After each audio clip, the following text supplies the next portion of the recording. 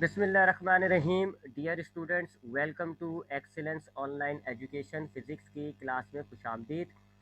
Physics में chapter number 8 start किया हुआ है हमने। चैप्टर नंबर 8 का नाम है वेव मोशन एंड साउंड। इस चैप्टर में हमारे पास आप यूँ कह सकते हैं, हमने इस चैप्टर को 3 हिस्सों में डिवाइड किया हुआ होता है। पहले हिस्से के अंदर हम जो है वो पहले पार्ट के अंदर हम सिंपल हार्मोनिक मोशन को स्टडी करते हैं। सिंपल हार्मोनिक मोशन को स्टडी किया जाता है पहले पार्ट में। दूसरे पार्ट के अंदर हम वेव्स को पढ़ेंगे, वेव्स के बारे में मालूमात हासिल करेंगे। और तीसरे हिस्से के अंदर हम साउंड को पढ़ेंगे कि साउंड क्या होता है। तो ये 3 पार्ट्स होंगे हमारे पास इस चैप्टर में। अभी हमारा ये वाला पार्ट चल रहा है जी, सिंपल हार्मोनिक मोशन। उसके बाद फिर हम वेव्स और उसके बाद फिर हम साउंड पढ़ जाएंगे। एक बात तो ये हो गई, तो एक लेंथी चैप्टर हो जाता है ये। उसके बाद अब तक हमने इस चैप्टर में क्या पढ़ा जी? सबसे पहली चीज़ मैंने आपको बताई पीरियोडिक मोशन। ये क्या होता है? ऐसे मोशंस जो एक ख़ास टाइम बाद अपने आप को रिपीट करते हो, उनको आप पीरियोडिक मोशन कहते हैं। मिसाल के तौर पे अर्थ की जो मूवमेंट है, चांद की जो मूवमेंट है अर्थ के इर्द गिर्द, घड़ी की जो मूवमेंट होती है, पेंडुलम की जो मूवमेंट होती है, ये सारे मोशन एक ख़ास टाइम बाद अपने आप को रिपीट कर रहे होते हैं, तो इसलिए हम इनको पीरियोडिक मोशन कहते हैं। फिर दूसरी चीज़ हमने पढ़ी वो थी वाइब्रेटरी मोशन। वाइब्रेटरी मोशन क्या होते हैं? ऐसे मोशन जिसमें ऑब्जेक्ट बार बार अपनी मेन पोजीशन पर आना जाना कर रहा होता है। मेन पोजीशन पे आएगा और फिर चला जाएगा, फिर वापस मेन पोजीशन पे आएगा, फिर चला जाएगा। ऐसे मोशंस को हम वाइब्रेटरी मोशन कहते हैं। इसकी बेस्ट एग्जांपल पेंडुलम का मोशन होता है। जबकि स्ट्रिंग गिटार वगैरह में जो तार होते हैं, अगर आप किसी ढोल को पीटे तो उसकी स्किन भी जो है या रबर बैंड को खींच के अगर आप उसमें मूवमेंट पैदा करें, ये सारे वाइब्रेटरी मोशन होते हैं। फिर तीसरी चीज़ जो हमने पढ़ी वो थी सिंपल हार्मोनिक मोशन। ये ऐसे मोशन होते हैं जो पहली बात वाइब्रेटरी मोशन होते हैं ये, यानी इनके अंदर ऑब्जेक्ट बार बार अपनी मेन पोजीशन पर आना जाना कर रहा होता है। एक बात। दूसरी बात, एक्सेलरेशन जो होती है वो डायरेक्टली प्रोपोर्शनल होगी डिस्प्लेसमेंट से। यानी जितना डिस्प्लेसमेंट बढ़ता जाएगा, फासला बढ़ता जाएगा मेन पोजीशन से, उतनी एक्सेलरेशन ज़्यादा होती रहेगी। Acceleration directly proportional to displacement. इसको मैथमेटिकली हम ऐसे लिखते हैं कि ए डायरेक्टली प्रोपोर्शनल एक्स से मुराद डिस्प्लेसमेंट। और तीसरी बात, एक्सेलरेशन जो है उसकी डायरेक्शन हमेशा मीन की तरफ होती है। Acceleration is always directed towards mean position, directed towards mean position. ये 3 खासियतें होती हैं मेन पोजीशन। ये 3 खासियतें होती हैं जी ऐसे मोशन में जिसको हम सिंपल हार्मोनिक मोशन होते हैं। मैथमेटिकली इसको आप कैसे लिखोगे? ए, ये लिखा हुआ आपके सामने, A is directly proportional to x. और ये जो बात है, तीसरी बात कि एक्सेलरेशन की डायरेक्शन मीन पोजीशन की तरफ होती है, इसको हम माइनस साइन से डिनोट करते हैं, तो यूं माइनस लगा देते हैं। तो ये इसकी मैथमेटिकल रिप्रेजेंटेशन होती है, A is directly proportional to minus x. मिसाल के तौर पे अगर पेंडुलम हमारे पास मौजूद है जी, ये इसकी मेन पोजीशन हो गई, ये एक एक्सट्रीम पोजीशन हो गई, ये दूसरी एक्सट्रीम पोजीशन हो गई। ए से ओ आ रहा है, ओ से बी जाता है। ए से ओ आता है, ओ से बी जाता है, उसके बाद बी से आगे नहीं जाएगा, बी से वापस ओ पर आएगा और ओ से वापस ए पर जाएगा। तो ये वाइब्रेटरी हो गया ना, क्योंकि ऑब्जेक्ट बार बार अपनी मेन पोजीशन पर आना जाना कर रहा है। इसी तरह इसके अंदर एक्सेलरेशन जो है वो डायरेक्टली प्रोपोर्शनल होगी डिस्प्लेसमेंट के। ये बात हम प्रूफ करेंगे, ये मैथमेटिकली प्रूफ की जाएगी और मैं आपको प्रूफ करके दिखाऊंगा कि एक्सेलरेशन जो है वो एक्स यानी डिस्प्लेसमेंट के डायरेक्टली प्रोपोर्शनल होगी। तो ये हम मैथमेटिकली प्रूफ करेंगे लेटर इस चैप्टर के अंदर आगे। और एक्सेलरेशन जो है वो हमेशा मीन की तरफ होती है, ये बात भी आपने पढ़ी है जी। कैसे, इसको हम थोड़ा सा डेमोन्स्ट्रेट करें। अगर मैं आपको इसकी इसकी कहानी अगर मैं आपको डेमोन्स्ट्रेट करूं पेंडुलम की, तो ये आपका पेंडुलम है जी। सपोज करें ये ए पोजीशन पर है। अब जब ये मूव करता है तो ये मूव करेगा नीचे की तरफ। और जब कोई ऑब्जेक्ट नीचे की तरफ मूव करता है तो उस पे अर्थ एक्सेलरेशन लगाता है, जिसको हम कहते हैं जी। आपने पढ़ा है मोशन वाले चैप्टर में कि जब भी कोई ऑब्जेक्ट ऊपर की तरफ जाएगा तो जी की वैल्यू माइनस होती है, यानी acceleration due to gravity minus होगी। और जब भी कोई ऑब्जेक्ट अर्थ की तरफ आएगा तो जी की वैल्यू प्लस होती है, यानी कि प्लस 9.8। ये तो हमने पढ़ा है मोशन के चैप्टर में। तो अब इधर ए से जब पेंडुलम मीन पोजीशन पर आ रहा है, जब पेंडुलम मीन पोजीशन पे आ रहा है यानी कि नीचे ओ की तरफ जब आ रहा है, तो ये ग्रेविटी की वजह से मूव कर रहा होता है, ड्यू टू ग्रेविटी। लिहाजा और चूंकि नीचे की तरफ जा रहा है तो एक्सेलरेशन कैसा होगा? पॉजिटिव। उसके बाद ओ से जब ये आगे बढ़ेगा और दूसरी एक्सट्रीम पोजीशन यानी बी पर जाएगा, तो अब आप इसकी डायरेक्शन देखें ज़रा मोशन की, ये अगेंस्ट द ग्रेविटी जा रहा है, ऊपर की तरफ जा रहा है, यानी कि ये वाला मामला ऊपर की तरफ जा रहा है। तो ऐसे जब ओ से बी जा रहा होगा तो एक्सेलरेशन कैसी हो रही होगी? माइनस। ठीक है, तो जब हमारा पेंडुलम ए से ओ जा रहा है तो एक्सेलरेशन है पॉजिटिव, जब पेंडुलम ओ से बी की तरफ जा रहा है तो एक्सेलरेशन है नेगेटिव जी। अब ये भी हमने पढ़ा है कि अगर अगर ये मोशन की डायरेक्शन है और हम कहते हैं पॉजिटिव एक्सेलरेशन, तो उसकी डायरेक्शन सेम होगी, और नेगेटिव एक्सेलरेशन कहेंगे तो इसकी डायरेक्शन मोशन के अपोजिट होती है। ये भी हमने फोर्स के मोशन में पढ़ा है कि अगर आपकी गाड़ी ऐसे मूव कर रही है, ये उसकी मोशन की डायरेक्शन है, तो अगर आप पॉजिटिव एक्सेलरेशन कहोगे तो इसकी इस पॉजिटिव एक्सेलरेशन की डायरेक्शन मोशन वाली होती है, और नेगेटिव का मतलब होगा अपोजिट डायरेक्शन। तो अब ज़रा इधर देखिएगा, ओ से ए पॉजिटिव एक्सेलरेशन है, इसका मतलब है मोशन वाली डायरेक्शन, यानी एक्सेलरेशन की डायरेक्शन ऐसे हो गई, ऐसे। जबकि ओ से बी नेगेटिव एक्सेलरेशन है, तो नेगेटिव एक्सेलरेशन का मतलब होगा जो मोशन की डायरेक्शन है उसकी अपोजिट में लग रही होगी, यानी कि यहाँ पर एक्सेलरेशन ऐसे आ रही है। तो देख रहे हैं आप, मीन की पोजीशन मीन की तरफ आ रही है जी एक्सेलरेशन की। ठीक है, अगर हम बाकी फालतू चीज़ें हटा दें, फालतू चीज़ें हटाएं, तो देख लें जी, दोनों तरफ अगर आप डायरेक्शन देखें एक्सेलरेशन की तो टूवर्ड्स द मीन आ रही है, इस तरफ से भी यूं आ रही है एक्सेलरेशन की डायरेक्शन, इस तरफ से भी यूं। तो इसको हम कहते हैं कि acceleration is always directed towards the mean position, और मैथमेटिकली हम इसको माइनस साइन से डिनोट कर देते हैं।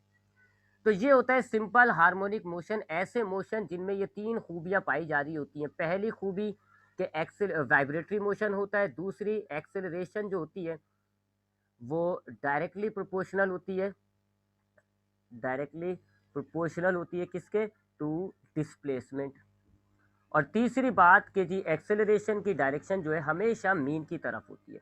इसको मैथमेटिकली इस तरह लिखा जाता है।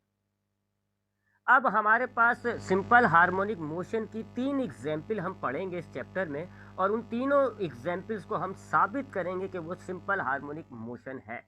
लेकिन उससे पहले हमें कुछ बेसिक सी चीज़ें समझनी पड़ेंगी, जिनमें पहली चीज़ है वाइब्रेशन। वाइब्रेशन क्या होता है जी? One complete round trip is called, one complete trip, इसको आप वाइब्रेशन कहते हैं। यानी अगर ऑब्जेक्ट एक पॉइंट से स्टार्ट करता है मोशन, तो पूरा मोशन कंप्लीट करने के बाद जब वो वापस अपने स्टार्टिंग पॉइंट पर आएगा, इसको आप कहोगे एक वाइब्रेशन। मिसाल के तौर पे ये आपके पास पेंडुलम है, ये स्टार्ट हो रहा है ए पॉइंट से। अब जब ये पेंडुलम ए से मूव करता हुआ ऐसे आगे जाएगा, उसके बाद वापस जब ये ए पर आएगा, now that is called one vibration. इसको हम कहेंगे कि ये एक वाइब्रेशन हो गई।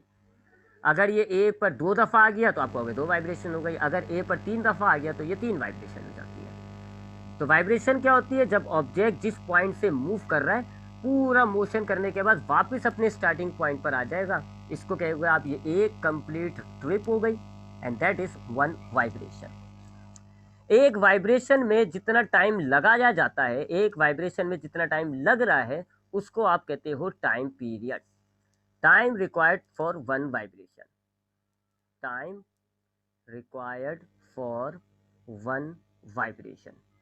मिसाल के तौर पे इसी पेंडुलम को अगर हम देखें, तो ये पेंडुलम जब ये ऐसे मूव करके ये अपने बी पॉइंट पर गया और फिर वापस ए पॉइंट पर गया, तो ये हो गई वन वाइब्रेशन। अब सपोज करें हम क्लॉक पे इसको चेक कर रहे थे, जब ये स्टार्ट किया मोशन और वापस जब ये ए पर आया, इस दौरान 2 सेकंड्स लग गए, तो ये 2 सेकंड क्या हो गया? टाइम पीरियड, क्योंकि इस 2 सेकंड के अंदर आपकी इस बॉडी ने एक वाइब्रेशन कंप्लीट किया है। तो जितना टाइम एक वाइब्रेशन में लगता है उसको आप टाइम पीरियड कहते हैं।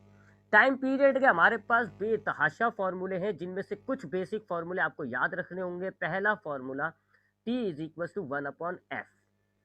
ये f क्या होती है? फ्रीक्वेंसी, ये मैं अभी बताता हूँ आपको। दूसरा basic formula T is equal to 2 pi upon omega. और ओमेगा आप जानते हैं एंगुलर वेलोसिटी, चैप्टर 4 में आपने पढ़ा है। ये ओमेगा यानी एंगुलर वेलोसिटी की ज़बान में हमने टाइम पीरियड को बयान किया हुआ है, और ये फॉर्मूला आपने ड्राइव भी किया हुआ है चैप्टर नंबर 4 में। और तीसरा फॉर्मूला होता है total time divided by number of vibration. Total time जितना लगा है और टोटल जितनी वाइब्रेशन हो रही है, उन दोनों को डिवाइड करें, आपको टाइम पीरियड पता चल जाता है। तो ये 3 बेसिक फॉर्मूले होते हैं इसके टाइम पीरियड मालूम करने के। उसके अलावा हर सिचुएशन में हमने अलग अलग फॉर्मूले बनाए हुए होते हैं टाइम पीरियड के, बेताशा फॉर्मूले हमने बनाए हुए। तो ये टाइम पीरियड होता है एक वाइब्रेशन में कितना टाइम लग रहा है, इसको आप टाइम पीरियड कहते हो। चूंकि है तो ये टाइम, लिहाजा इसका यूनिट सेकेंड ही होगा, और इसको हम कैपिटल टी से डिनोट करते हैं। इसके 3 बेसिक फॉर्मूले आपके सामने हैं, 1/f, 2π/ओमेगा, total time divided by number of vibration. फिर तीसरी जो चीज़ हमें देखनी है वो है फ्रीक्वेंसी। फ्रीक्वेंसी को हम एफ, स्मॉल एफ से भी डिनोट करते हैं, कुछ लोग इसका ये वाला सिंबल भी यूज़ करते हैं। ठीक है, दोनों मर्जी है जी। मैं इस वाले सिंबल को नहीं यूज़ करता क्योंकि ये वेलोसिटी से सिमिलर लगता है, मैं एफ यूज़ करता हूँ।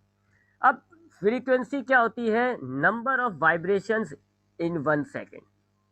एक सेकेंड में कितनी वाइब्रेशन हो रही है, number of vibrations in 1 second. मिसाल के तौर पे सपोज कर लें जी हमारे पास एक पेंडुलम है, और हम ये देखते हैं कि जी एक सेकंड के अंदर 1 सेकंड, एक सेकंड के अंदर मैं ये देखता हूँ जी कि ये ऐसे 4 चक्कर काट के आ गया, 4 वाइब्रेशंस कर ली इसने। तो इसकी फ्रीक्वेंसी क्या हो जाएगी? एक सेकंड में 4 वाइब्रेशन कर रहे हैं तो इसकी फ्रीक्वेंसी होगी 4। इसी तरह दूसरा पेंडुलम है, वो हम क्या ऑब्जर्व करते हैं जी कि वो एक सेकंड के अंदर 14 वाइब्रेशंस कर रहा है, तो हम क्या कहेंगे उसकी फ्रीक्वेंसी कितनी है? 14। जिसकी वाइब्रेशन ज़्यादा होगी, जो बहुत ज़्यादा मूव कर रहा होगा, ज़्यादा वाइब्रेशंस कर रही होगी, उसकी फ्रीक्वेंसी ज़्यादा होती है। तो इसको हम कहते हैं फ्रीक्वेंसी के एक सेकंड के अंदर ऑब्जेक्ट कितनी बार वाइब्रेट हो रहा है, कितनी बार वो चक्कर कंप्लीट कर रहा है 1 सेकंड के अंदर, दैट इज कॉल्ड फ्रीक्वेंसी। इसके भी कुछ बेसिक फॉर्मूले है जी। पहला बेसिक फॉर्मूला इसका है F is equal to 1/T। दूसरा बेसिक फॉर्मूला इसका है जी F is equal to angular velocity divided by 2π। और तीसरा इसका बेसिक फॉर्मूला है जी F is equal to number of vibrations divided by total time.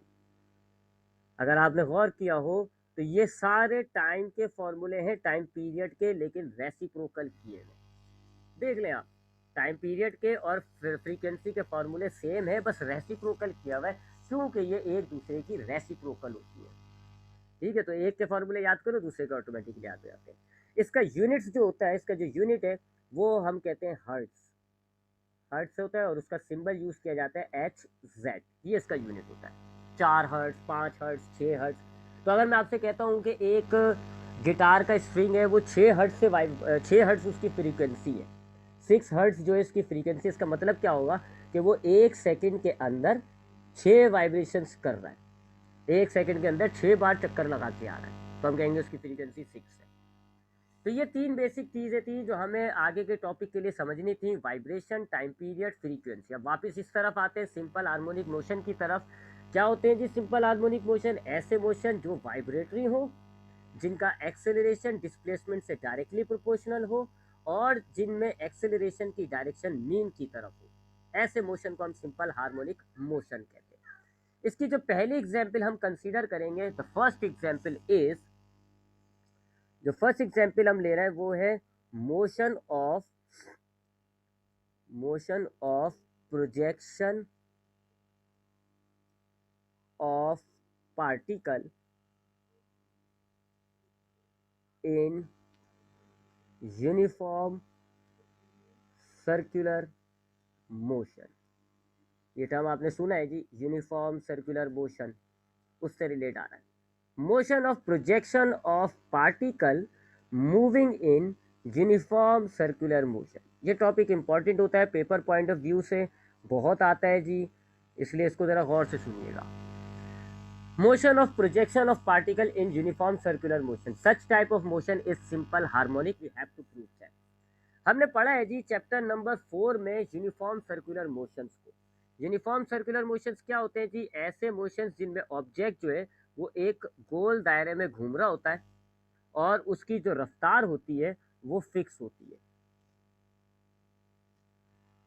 ठीक है जी, ये सेंटर है जी, सपोज कर लें ओ, और ये आपका एक ऑब्जेक्ट है। ठीक है, अब ये ऐसे गोल गोल घूम रहा है, ये गोल गोल घूम रहा है, इसकी जो वेलोसिटी होती है वो फिक्स होती है। सच type of motion is called uniform circular motion. हम चैप्टर 4 में इसको पढ़ चुके हैं। तो uniform motion, uniform circular motion क्या होते हैं? ऐसे मोशन जिसमें ऑब्जेक्ट एक सर्कुलर पाथ में घूम रहा हो और उसकी जो रफ्तार होती है, उसकी जो वेलोसिटी होती है वो फिक्स होती है।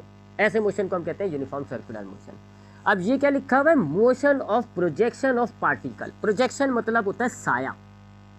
What is the meaning of projection? Projection का मतलब होता है साया। अब जरा गौर से देखिएगा, ये हमारे पास सेंटर है जी, और ये मैंने एक जो लाइन ड्रॉ की है, ये इसका डायमीटर हो गया। ये इसका क्या हो गया? डायमीटर। अब हमारे पास ये जो पार्टिकल है, सपोज करें ये ए पॉइंट पर, ए पॉइंट पर अगर मैं इसका साया, इसका प्रोजेक्शन डायमीटर पे देखूं, तो हमें पता है जी, हमने वेक्टर वाला चैप्टर पढ़ा है जी, ऐसे लाइन ड्रॉ करके प्रोजेक्शन निकाल लिया जाता है। यहां आ रहा होगा साया इसका 1 पॉइंट पर। अब ये ट्रेवल करते करते चला गया बी पॉइंट पर। अब बी पॉइंट पर इसका साया कहाँ आ रहा होगा? यहाँ 2 पॉइंट पर। इसी तरह अब ये ट्रेवल करते करते गया सी पॉइंट पर, इसका साया कहाँ पहुंच गया? तीसरे पॉइंट पर। अब ये आया डी पॉइंट पे, साया कहाँ आ गया? सेंटर पे, ओ पर। फिर इसी तरह ये ई पर आएगा, साया आएगा यहाँ पर। फिर ये एफ पर आया, साया आया इसका यहाँ पर 5 पर।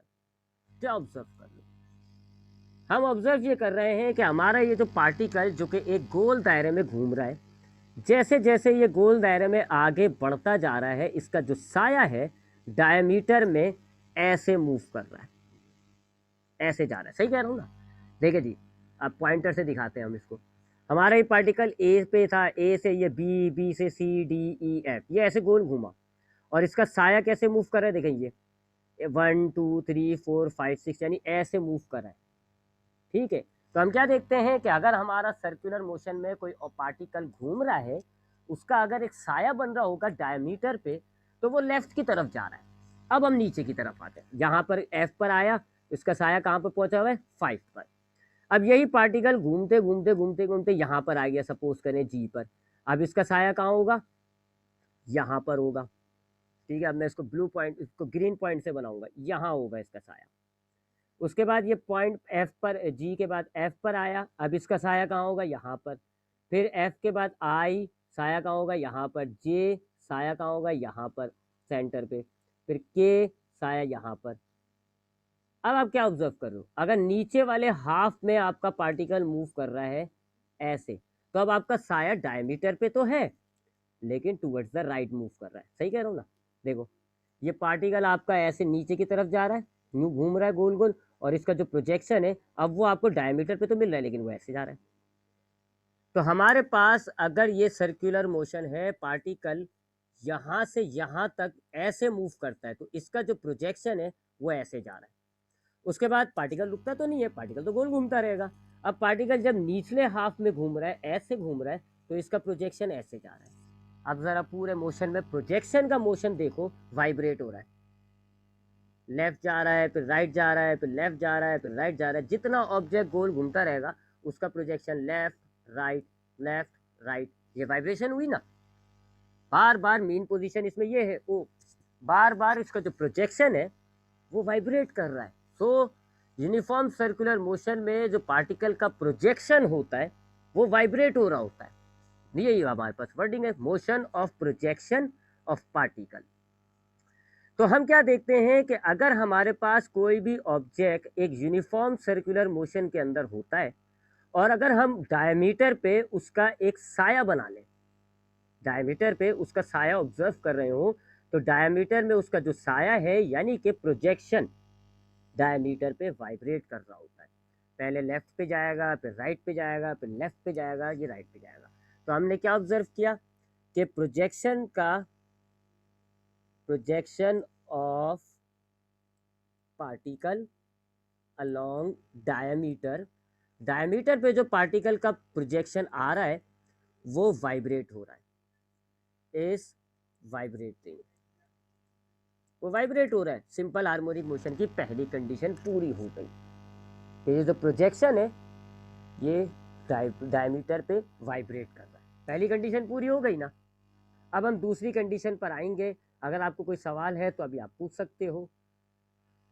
तो हम पार्टिकल के मोशन को याद रखिएगा, हम यहाँ पार्टिकल के मोशन को कंसीडर नहीं कर रहे हैं, हम उसका जो प्रोजेक्शन है ना उसको कंसीडर कर रहे हैं। ठीक है, हम याद रखें, हम पार्टिकल की बात नहीं कर रहे हैं, हम प्रोजेक्शन की बात कर रहे हैं। प्रोजेक्शन यहाँ पर होता है, ऐसे मूव करता है जब ऊपर का पार्ट होता है, और जब नीचे की तरफ घूम रहा होगा तो प्रोजेक्शन ऐसे मूव करेगा। ठीक है, तो वाइब्रेट हो रही है। हम पार्टिकल के मोशन की बात नहीं कर रहे। पार्टिकल का मोशन तो यूनिफॉर्म सर्कुलर मोशन है, हम उसके प्रोजेक्शन की बात कर रहे हैं, और उसका जो प्रोजेक्शन है डायमीटर पे जो आ रहा है वो वाइब्रेट कर रहा है। पहली कंडीशन पूरी हो गई सिंपल हार्मोनिक मोशन की। अब मूव अप करते हैं हम, और अब हमें उसकी दूसरी कंडीशन को प्रूव करना है। पहली कंडीशन तो ये प्रूव कर दी मैंने। अब दूसरी कंडीशन और तीसरी कंडीशन क्या होती है जी, कि पार्टिकल का जो प्रोजेक्शन है उसका एक्सेलरेशन डायमीटर से डिस्टेंस से डायरेक्टली प्रोपोर्शनल होगा, और माइनस साइन लगा देंगे हम इक्वेशन में ताकि उसकी डायरेक्शन नेगेटिव होगी, अब यानी मीन की तरफ होगी। ठीक है, अब हम इसके लिए क्या करेंगे जी, उसी मोशन को कंसीडर करते हैं और दो डायग्राम्स बनाएंगे। ये हमारे पास सेंटर हो गया O, और ये डायमीटर आ गया जी। ठीक है जी, ये डायमीटर आ गया, ये आपका थोड़ा सा गहरा कर लेते हैं। ये डायमीटर आ गया हमारा, और ये सेंटर है। अब सपोज करें हमारा पार्टिकल जो है वो ऐथे है जी, P पॉइंट पर। ये P पॉइंट पर हमारा पार्टिकल है, और उसका साया जो है वो कहाँ बन रहा होगा जी, उसका जो प्रोजेक्शन है वो यहाँ आ रहा होगा, उसके प्रोजेक्शन को हम कह देते हैं Q। तो इस वक्त ऑब्जेक्ट P पॉइंट पर है, और उसका जो प्रोजेक्शन है डायमीटर पे जो आ रहा है वो Q पॉइंट पर है। अब अगर अगर हम देखते हैं तो ये वाला जो होता है पार्टिकल का सेंटर तक का फासला, इसको आप रेडियस कहते हो। क्या कहते हो आप इसको? रेडियस। यहाँ पर हम रेडियस को x नॉट से जाहिर करेंगे, है तो ये रेडियस, बस यहाँ पर हमने उसको x नॉट कह दिया। तो पार्टिकल आपका सेंटर से कितना दूर है?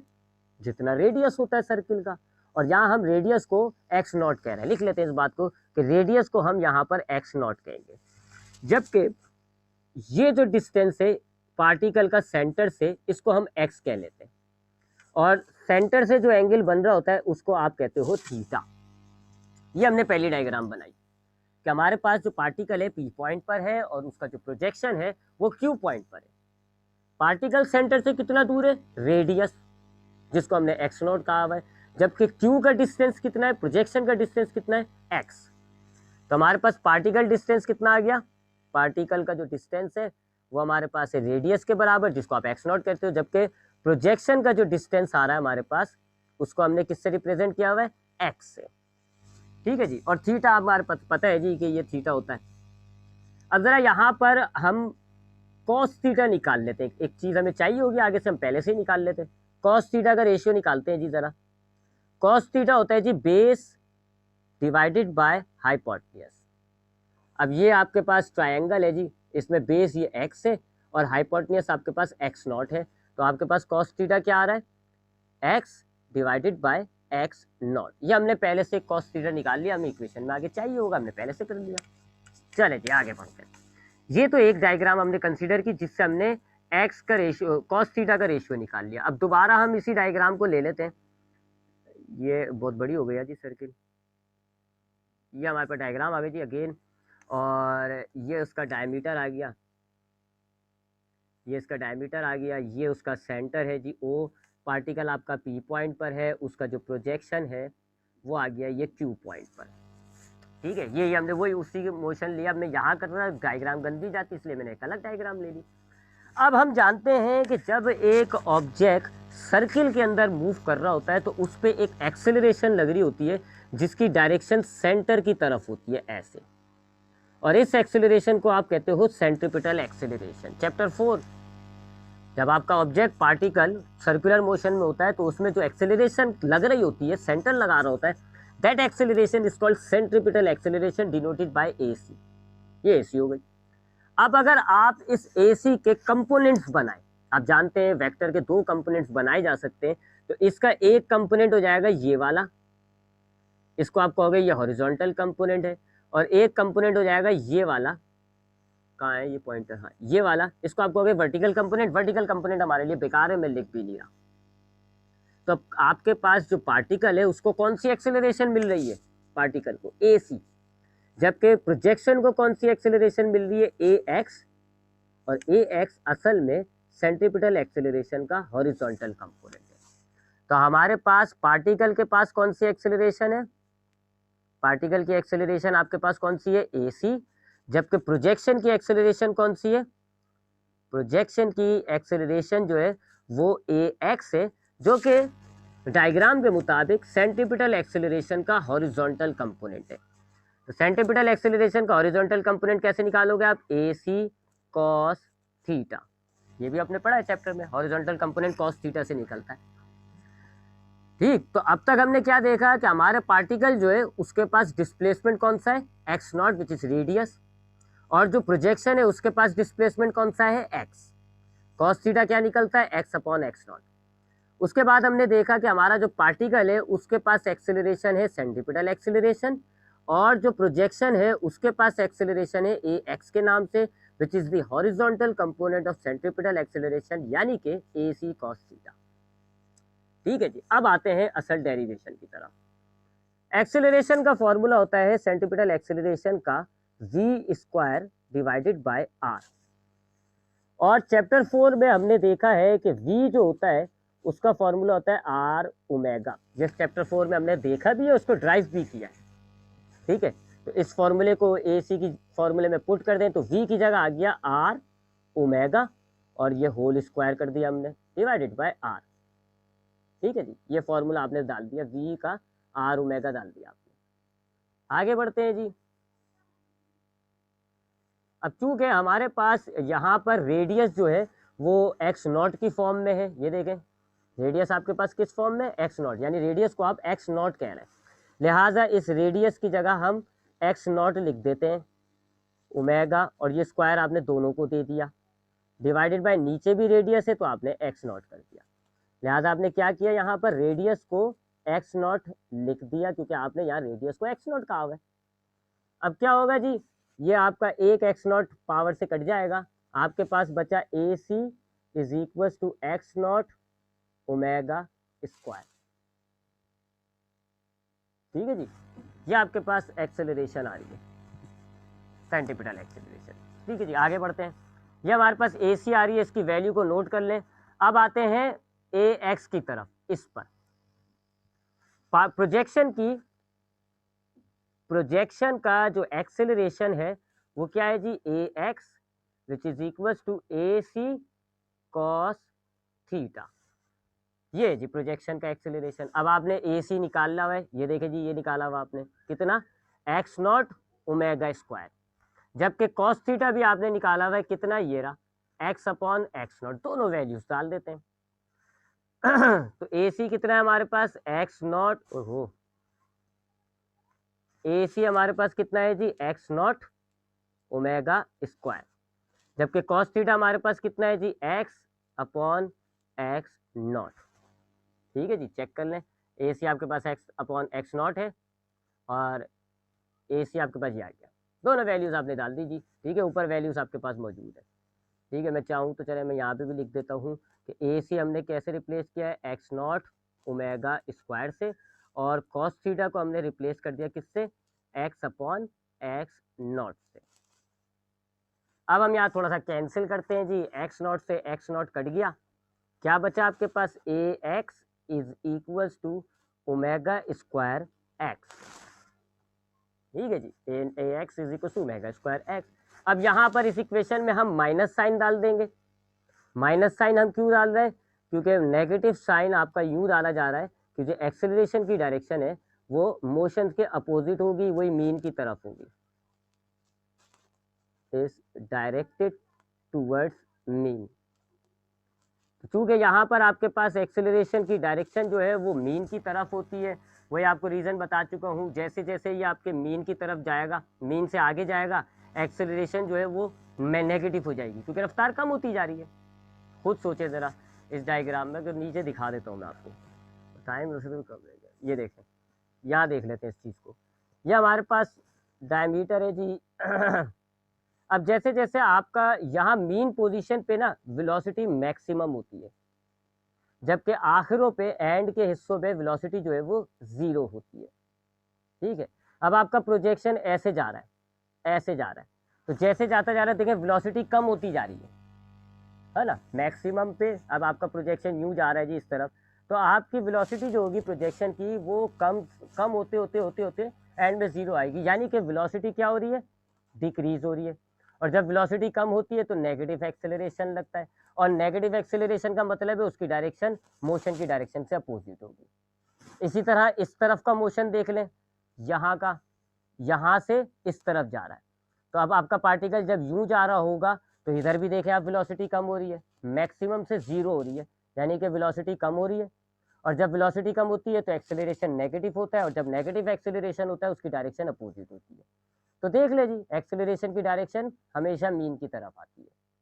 ठीक है, तो इस वजह से हमने फॉर्मूले में नेगेटिव साइन डाल दिया, क्योंकि एक्सेलरेशन की डायरेक्शन जो है वो मीन की तरफ होती है। अच्छा जी, अब आप इस इक्वेशन को अगर गौर से देखें तो ये जो आपका ओमेगा है, एंगुलर वेलोसिटी, ये कांस्टेंट है, क्योंकि ये यूनिफॉर्म सर्कुलर मोशन है, और यूनिफॉर्म सर्कुलर मोशन में वेलोसिटी फिक्स होती है, चेंज नहीं होती, कांस्टेंट होती है। ठीक है, तो ये एंगुलर वेलोसिटी क्या हुआ, कांस्टेंट। अब आपने 50 इक्वेशंस बनाई है जी, आपको पता है कि आपके पास अगर एक चीज़ डायरेक्टली प्रोपोर्शनल में होती है, आपने उसको इक्वेशन में कन्वर्ट करना है, तो आप क्या करते हो, इज इक्वल्स टू और कांस्टेंट लाते हैं, इक्वेशन में कन्वर्ट हो जाती है। यही करते हो ना आप, प्रोपोर्शनैलिटी के साइन को हटाते हो, क्या लाते हो, इज इक्वल्स टू और कांस्टेंट। अगर आप उल्टा करें, अगर आप एक इक्वेशन में से इज इक्वल्स टू और कांस्टेंट को हटा दें तो फिर कौन सा साइन आ जाएगा, प्रोपोर्शनैलिटी का। तो यहाँ पर अब हम वो काम करते हैं जी, इस इक्वेशन में हम प्रोपोर्शनैलिटी को इज इक्वल्स टू और कांस्टेंट के साइन को हटा देते हैं, तो हमारे पास क्या बचा, ए एक्स, और फिर आपको पता है जी अगर आप प्रोपोर्शनैलिटी और कांस्टेंट, ये इक्वल का साइन है और ये कांस्टेंट है, ये कांस्टेंट, इसको हटाओगे तो क्या साइन आ जाएगा, प्रोपोर्शनैलिटी। बाकी क्या बचा, माइनस एक्स। तो ये आपने उल्टी, आप इक्वेशन बनाते आ रहे हैं, यहाँ आप इक्वेशन तोड़ रहे हो। आपके पास ये इक्वेशन है, इसमें से आपने इक्वेलिटी का साइन और कांस्टेंट हटा दिया। कांस्टेंट क्या है, ओमेगा, एंगुलर वेलोसिटी, और इज इक्वल्स टू का साइन। जब ये दोनों हटाओगे तो क्या आ जाता है, प्रोपोर्शनैलिटी। और ये बात क्या साबित कर रही है, acceleration is directly proportional to displacement. और तीसरी नेगेटिव साइन, इसका मतलब एक्सेलरेशन मीन से डायरेक्टेड है, मीन की तरफ डायरेक्टेड है। हो गया प्रूफ। इस इक्वेशन से साबित होता है कि आपका ये जो प्रोजेक्शन का मोशन है, इसका एक्सेलरेशन डिस्प्लेसमेंट से डायरेक्टली प्रोपोर्शनल है, क्योंकि ये ए एक्स का मतलब क्या हो गया, ए एक्स किसकी एक्सेलरेशन थी, चेक करें जरा, ये देखें, ए एक्स किसकी एक्सेलरेशन थी, प्रोजेक्शन की, एक्स किसका डिस्प्लेसमेंट है, प्रोजेक्शन का। तो हम इस इक्वेशन से क्या साबित कर रहे हैं कि acceleration of projection is directly proportional to its displacement. ठीक है, तो आपका ये जो प्रोजेक्शन है, इसमें जो एक्सेलरेशन है यानी कि ए एक्स, वो डायरेक्टली प्रोपोर्शनल हो गई प्रोजेक्शन के डिस्प्लेसमेंट से, जो कि है एक्स। और नेगेटिव साइन क्यों आ गया, क्योंकि उसकी डायरेक्शन मीन की तरफ होगी। तीनों कंडीशंस प्रूव हो गई। इट मीन्स कि ये जो मोशन होता है, ये वाला motion of projection of particle in uniform circular motion, it is simple harmonic. ये सिंपल हार्मोनिक हो गया क्योंकि इसके तीनों कंडीशंस हमने प्रूव कर दी। आज के लिए हमारे पास ये एक डेरिवेशन थी, इंशाल्लाह कल की क्लास में हम इसको आगे लेके जाएंगे। It prove that it is simple harmonic motion. ठीक है, अब इसकी मजीद कुछ डेरिवेशन, हमें ये यहाँ टॉपिक नहीं रोकना, हमें अभी वेलोसिटी का फॉर्मूला बनाना है, टाइम पीरियड का फॉर्मूला बनाना है, एंगुलर वेलोसिटी का फॉर्मूला बनाना है, और एनर्जी के फॉर्मूले बनाना है। काफ़ी फार्मूले बनाएंगे, उसके बाद ये टॉपिक कंप्लीट होगा, फिर हम दूसरे मोशन पे जाएंगे। लेकिन वो कल की क्लास में इंशाल्लाह देखेंगे। टाइम मेरे पास 1 मिनट शो हो रहा है,